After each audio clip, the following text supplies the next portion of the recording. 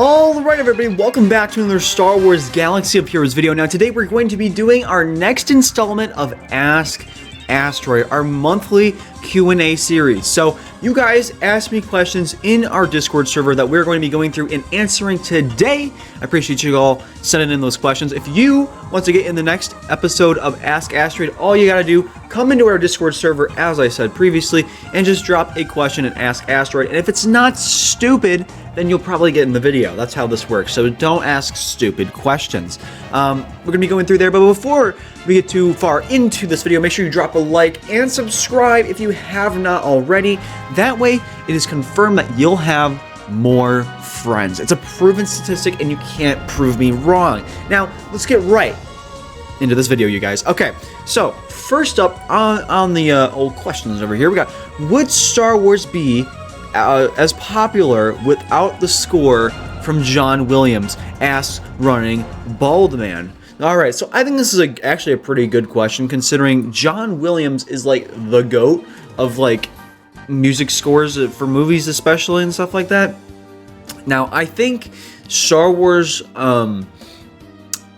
would be pretty popular. I think the music definitely plays into a part of it. I think that honestly, if anyone else did it, it just wouldn't be as effective. But I think people would still enjoy the story, just the music wouldn't be as memorable or exciting. And I think John Williams does a lot of amazing work for this franchise and this series. So I'm not. I think it would still be popular, but I don't think it would be as popular because it wouldn't have pulled as many people in initially. That's kind of like where I'm at with it, you know. Now, I mean, there's other people that compose Star Wars music, like the Kiner brothers or whatever, and I mean, they're amazing at what they do. So there's other people composing Star Wars music, but John Williams really made it, really gave it an identity, I guess. That's the best way of saying it. Running Bald Man again, who's the GOAT of the NBA? And if you say anybody but Michael Jordan, you're wrong. I don't care. I don't like basketball.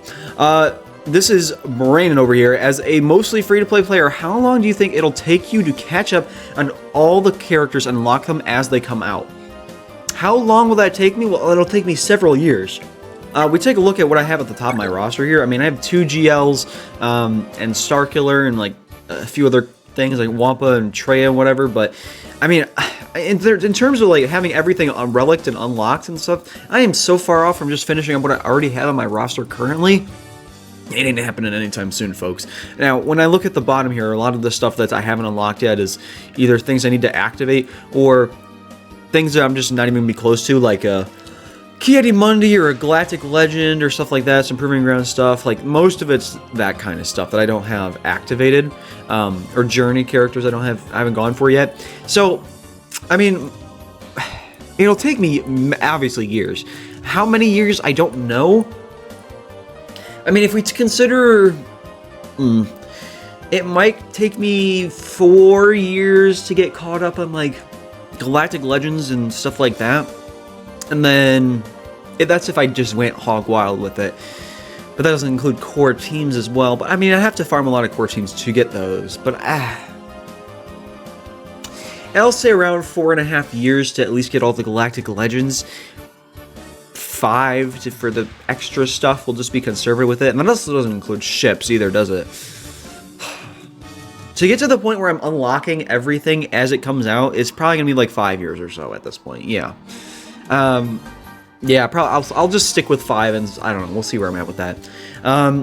With your current farming plan, how fast are you getting new teams to relic levels, and how fast are you getting GLs? I realize that not every team leads into a GL as of now, but some of them are just nice to have, or they somewhat overlap, and you might want to get 1 or 2 more characters to make an amazing team. I'm doing this right now currently for CLS. My next, my next Galactic Legend is probably going to be Sith Eternal, but then after that it's going to be Jedi Master Luke. So I'm prepping for that by farming stuff for my CLS team. I don't know if you saw, but I'm farming Chupio right now.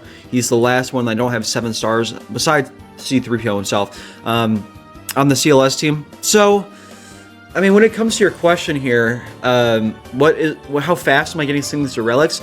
I mean, it really depends on the character, obviously, but usually it'll take me like, let's say, give it 2 weeks to relic a character right now. I mean, I have a lot of gear hoarded right now, so I could probably do a lot more right now than I could usually, but I'll say around 2 weeks or so to relic a character. And I mean, the only Galactic Legends I've gone for so far are SLKR and Ray, and those are Lightspeed Bundle farms, so I don't think those count.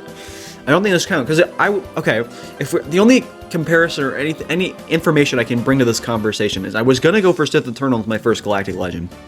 Just because of the requirements, you get Imperial Troopers, it's closest to like all the stuff I already had on my roster, so I was like, might as well just get Sith Eternal, and then the Lightspeed Bundles happened, but it took me 9 to 10 months of farming the Executor and Sith Eternal to get them. I was farming them at the same time, basically. I was trying to overlap farms, and then I wasn't doing them at the same time necessarily. I was getting a lot of the Executor stuff done first, and while I was finishing up the ships, I started working on Sith Eternal stuff. So the lines kind of get blurred between the two. Excuse me. The lines kind of get blurred between the two farms just because of I was doing them for so long. At around the same time, not overlapping necessarily, but they were leading into each other. So it took me like I'll just say 9 months to get to where I was with unlocking the Executor and get this much progress on the Sith Eternal. So Royal Guard, Krennic, Sidious, Maul, Dooku, and Marauder I do not have done yet.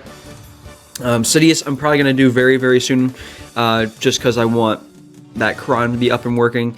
Royal Guard, I really want to get up and working. Royal Guard's a pretty great Imperial tank. That'd be pretty nice. Count Dooku, I actually use a lot in GAC. I think Count Dooku is the most underrated character in the game. And so I want to upgrade him anyways. So really, I'm only kind of waiting around for Sith Marauder and Maul and Krennic. I don't even have Krennic farmed yet, so that's really all I got left to do on this on that farm right there. I'm kind of excited to get Sith Eternal done there, because he looks kind of fun with Bane, and I want to try it out. So that's where I'm at with that. TJ, what do you think? What do you think of an Executor Lifter? I'm thinking of something like Punishing One or Slave One for Django, etc. I don't know what the Punishing One is, to be honest. It looks like you're saying Punishing One is a Cad Bane ship, but I think the Justifier. It would either be Django's Slave One or the Justifier, and I don't think they would. Actually, now that they say that, they probably would do a Jango Fett Slave One. I was going to say, they probably wouldn't overlap, characters and models and all that stuff. And I was about to say that, and then I realized, no, they absolutely would do that. They would absolutely just use the same model, recolor it, and then just give it a different skin. That's exactly what they would do. So, I'd put it probably in that camp. Where's my Slave One? I'm stupid. Where did I... Okay, I don't know where it is. There it is. Yeah, I'm just blind. Yeah, I would definitely see them probably... I mean, realistically, I could see them using Jango Fett's Slave One. And what I would hope to happen is I would hope to get the Justifier. The Justifier is really cool. It's the ship that Cad Bane has in Bad Batch, at least Season 1. Yeah, I think that'd be pretty cool. Just have another question deleted. Did you know that HK was once part of the droid meta? Nope. Who's your favorite character in from the... I'm answering your question in such passionate and interesting ways. Who is your favorite character from Clone Wars, light or dark side? My favorite character in Star Wars in general is Captain Rex. I don't know if you could tell. I'm kind of a Captain Rex fan. I kind of like Captain Rex. Yeah, I fell in love with Star Wars. I watched that animated Clone Wars movie. Oh, whoops. And with that animated Clone Wars movie when that came out, and that was pretty baller. 8-year-old me loved that. And Captain Rex was really cool in that movie, because he had the cool armor, and he was doing little hand signals, and it was kind of cool, and he was shooting people with 2 guns, and that's kind of my thing. I love people with 2 guns. It's kind of cool. So, Captain Rex just infatuated me as a kid, and then the Clone Wars series just continue to make the clones better. So, yeah, I gotta say Rex. Joy Lucky here. Thoughts on a GL Thrawn for the Empire? No, it's not happening. No, it's not happening. So, if they were going to do a Thrawn GL, right? If they were going to, what they would have done is they would have made the animated version of Thrawn here. The animated version, which yeah. They would have made this version of him stay as the animated version. And then they would have made this model for the Galactic Legend. That's what they would have done here. They did not do that. And some reason my Thrawn doesn't have a mod here. I don't even remember taking that off, but okay. Sorry, hold on, I'm going to fix this while we're talking about it, but no. If they were going to make Thrawn a GL, they would have definitely used this model to make him the Galactic Legend. This is a terrible mod. Jesus Christ, what am I doing? Hold on, let me check here. I don't know what I'm doing here. Sorry, chat. I'm gonna fix that real quick.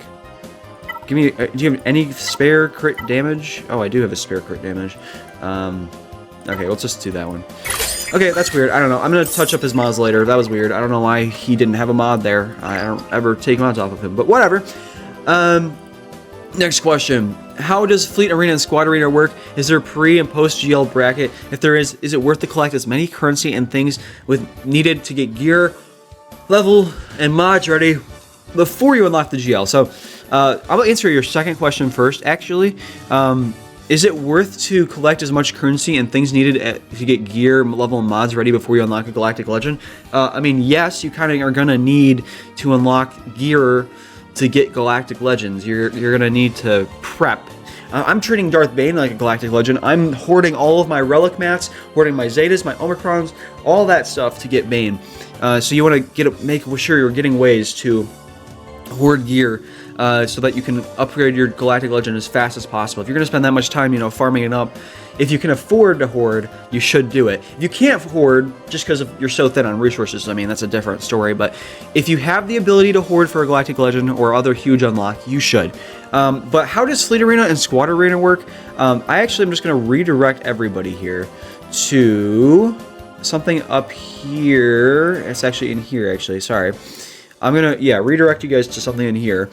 So right here, GACs, I'm sorry, I butchered that. I don't know how to say that name, but they explain it pretty nicely here about Squad Arena. When people start the game, as soon as they are high enough level to open up Squad Arena and Fleet Arena, they are placed into a shard of people that reach that level relatively around the same time. Week or a month, maybe. Nobody really sure about the time period for a shard, but it seems closer to a month.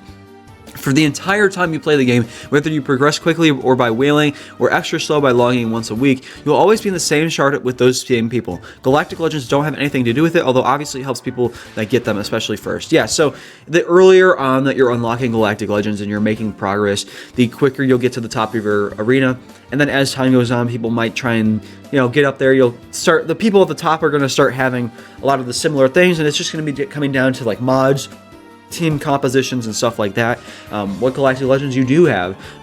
Same thing with Fleet Arena. What ships do you have? I mean, I've been hovering around the 30th in Squad Arena for a while, just because of Executor, and everyone above me has 7-star Executors. There's a Leviathan in there, and like 4 Profundities or so, but everything else is 7-star Executors. So it just kind of depends on what you're unlocking when, and how long you've had it, what your mods and relic levels and all that stuff is.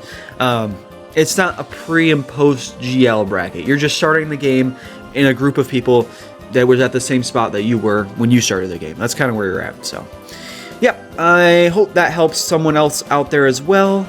And let's continue. I think I'm like 2 more questions. Yeah. What do you think the next GL will be? Light or dark side, or a droid? Sorry, I keep yawning today. I just woke up. It's like 8:30 in the morning right now. I'm trying to record this up so we can get the members to see this. But I think that if we I've talked about it a little bit already, actually. I think Darth Tyrannus definitely probably would be the Galactic Legend. A Separatist Galactic Legend here makes a lot of sense. They already have a Count Dooku in the game, but we already have a few Palpatines in the game. But my issue with that is that we already have a Palpatine Galactic Legend. And I know everyone's like, oh, Chancellor Palpatine would be so much cooler. I think Chancellor Palpatine as a neutral Galactic Legend that kind of works better with the Separatists than it does the Galactic Republic. I think that'd be pretty cool, but it still works with the Galactic Republic. That would be really, really cool. However, I really do think that since we already have Sith Eternal, I don't think they're going to do another Galactic Legend Palpatine. I think Palpatine is more likely to be a journey character than a Galactic Legend, a legendary character, or a Proving Grounds character. Those are my picks, I guess, for Chancellor Palpatine. I think Darth Tyrannus is going to be the Galactic Legend. I think we're going to get either Newt's Lucre Hulk or Admiral Trench's capital ship this year. If we take a look at other capital ships, like I'd have to be the Galactic Republic. Okay, so the issue with this is that we can't have another Venator. I don't think we should have another Venator. We already have the Endurance. We already have the Negotiator. People are talking about the Resolute. If we had the Resolute, there'd be 3 Venator capital ships in the game. That'd be so lame. I don't think they should do another Venator capital ship. They would need to do something else. I don't know what they would do, but they would definitely need to do something else. I think the Separatists have way more opportunity for ships than the Galactic Republic does. There's so many droid ships that are missing in the game, by the way. There's the gunships, the droid gunships, the Tri-Fighters, there's this Dark Side Umbaran Starfighter. I mean, there's so many ships on the Dark Side area that you don't have. Dooku's Solar Sailor, Ventress's attacking ship, whatever, with the little weird red wings. There's so many ships that you can add to the Separatist faction that they just don't. So, General Grievous also, no, General Grievous already has them all, never mind. I was going to say he could have one of those, like, droid troop carriers, but, maybe not. I mean, Wat Tambor, he could have one of those, big circle ships from Geonosis. Like, there's so many things you could do with this faction. Not necessarily they would do all of these things, but there's a lot of things you can do with this faction. I think there's so many more opportunities here, and I think the staff is an indicator for more to come for this faction. So, that is what I will say. I'll say that. And watch, finishing up today, are we going to get a Star Wars Day special? Yes, we are. It is called the Tales of the Empire. And by the way, this looks peak. This looks fire. I love animated Star Wars. I love the Clone Wars style. It looks so good. The stories in Tales of the Jedi were so amazing. And this looks like it'll be an amazing follow-up. I mean, Grievous in action and with the new model. Barriss Offee's continued story, more about the Inquisitors, Darth Vader, Grand Inquisitor. Dude, what is there not to love here? It looks amazing. I'm super, super excited for this. If you're talking about in the game, I don't know. I mean, if you're asking about in-game, I'll answer you this. If they usually give you a May 4th promo, they'll give you a May 4th promo. If they don't give you any free stuff for May 4th, they won't give you any free stuff for May 4th. That'll be my answer. And, what will you get? Probably Clone Wars Chewie shards and 100 crystals, maybe. That's my guess. That'll be my guess. That's it for today, though. I appreciate you guys hanging out and watching this with me. If you haven't already, make sure you drop a like and subscribe to stay up to date with more Star Wars Galaxy of Heroes content coming your way very, very soon. Have a great rest of your day, and I'll see you in the next one, chat.